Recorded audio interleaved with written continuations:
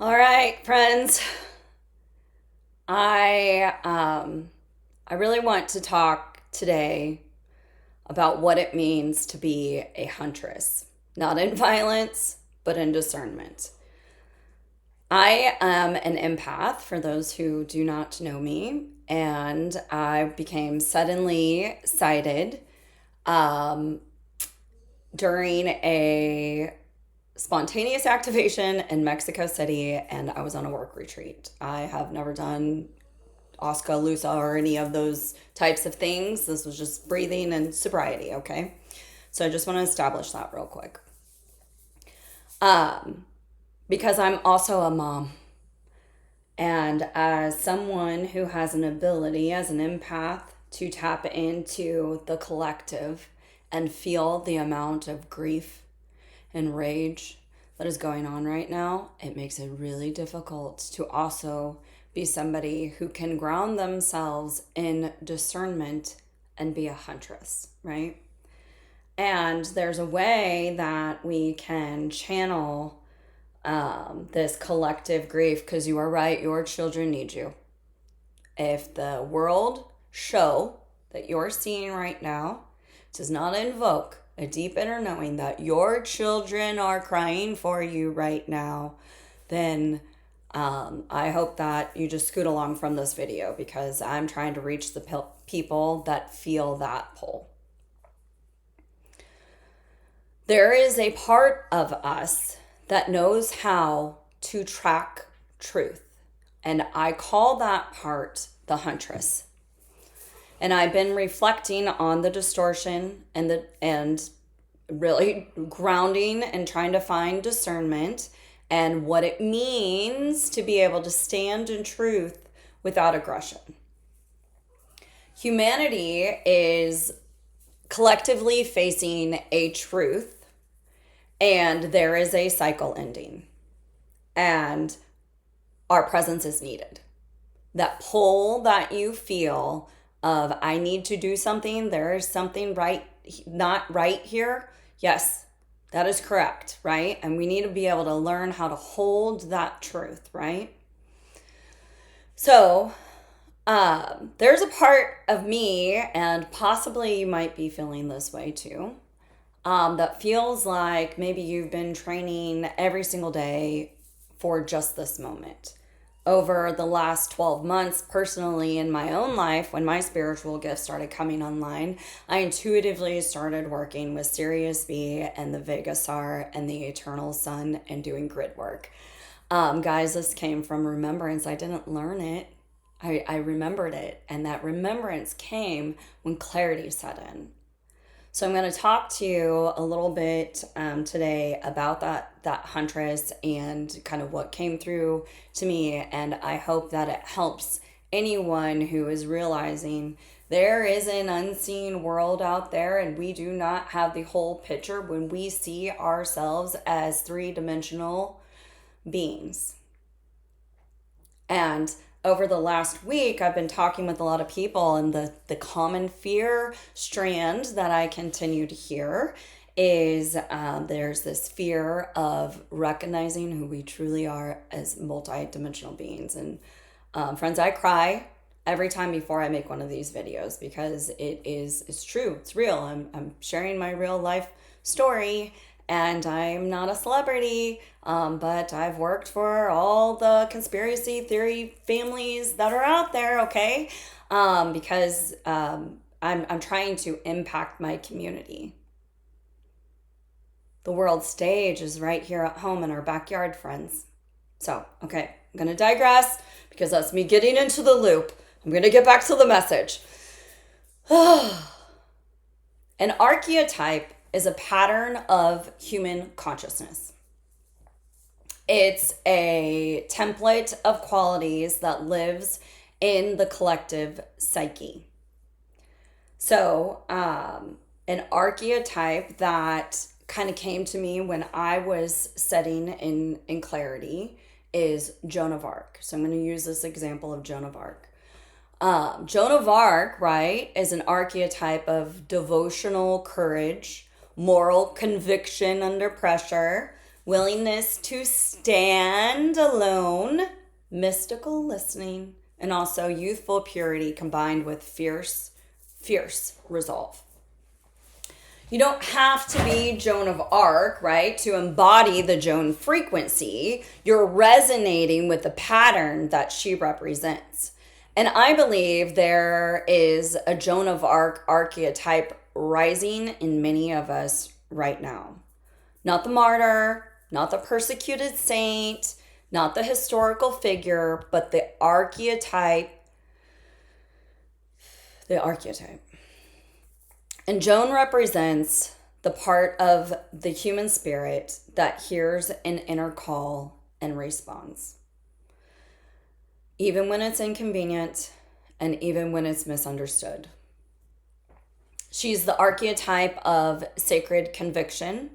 She reminds us that courage is not loud aggression, it's alignment with inner truth. And when I say I feel connected to a fractal of Joan, I don't mean that I am her. I mean that I'm recognizing the same pattern of devotion and fire within myself. An archetype is like a frequency in the collective field. And when the conditions are right, it activates in many people at once. So the Joan archetype activates or rises, right, when institutions lose credibility and collective confusion spreads. It asks us this: will you betray your inner knowing to stay comfortable? Or will you stand calmly and clearly in what you believe is true? I am a huntress, and I mean this in the most sacred sense. I'm not one who hunts flesh, but one who tracks distortion. One who follows the tremor in the field until truth is revealed. I do not stand alone. I stand with the wind, with the grids of the earth, and with every being choosing remembrance.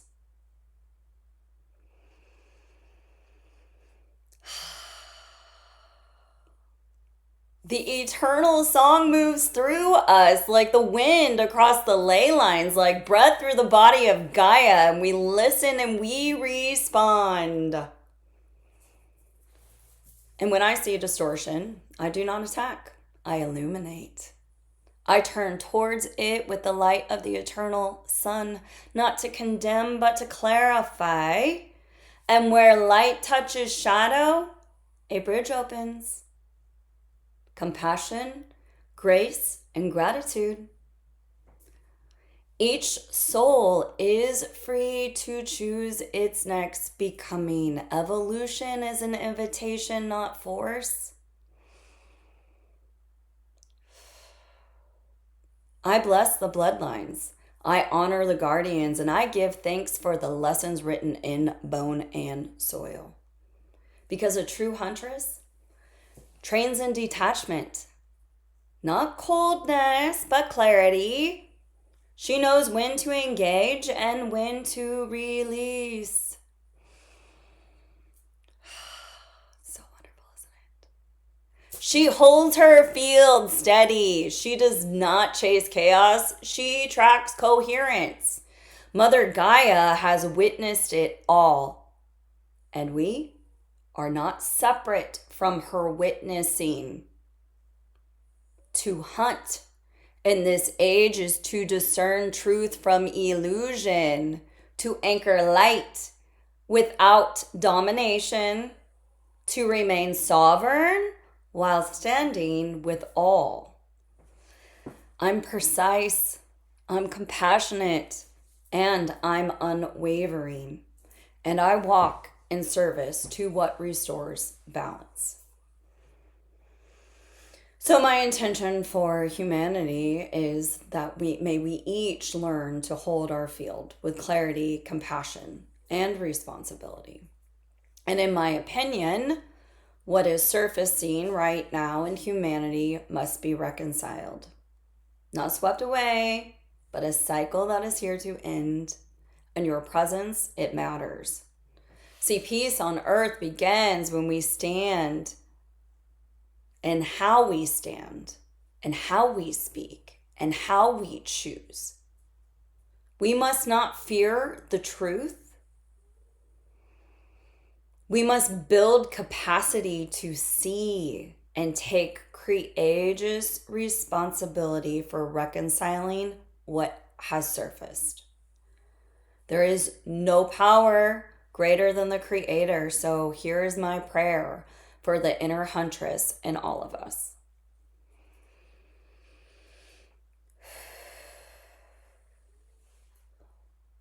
Beloved Creator, source of breath and bone, awaken within us the inner huntress.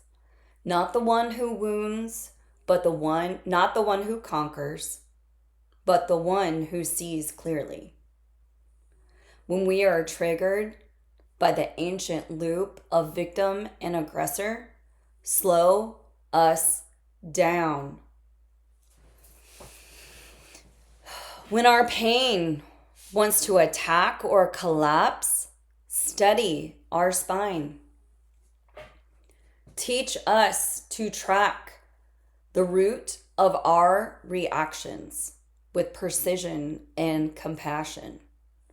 May the inner huntress discern truth from projection, responsibility from blame, clarity from chaos.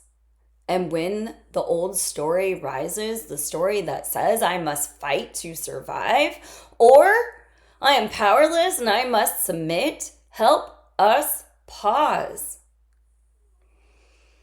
Help us remember, we are not here to repeat the wound. We are here to end it. Grant us detachment without coldness, strength without cruelty, and boundaries without hatred. May we illuminate distortion without becoming it. And may we bless our bloodlines by refusing to pass on what harmed us. May we honor the guardians of this earth by choosing integrity over drama. Let the inner huntress rise not to hunt enemies, but to track unconscious patterns until they dissolve in awareness. Heaven on earth begins when we no longer need a villain. Thy will be done through steady hearts, clear eyes, and courageous responsibility. And so it is. Thank you, and I love you.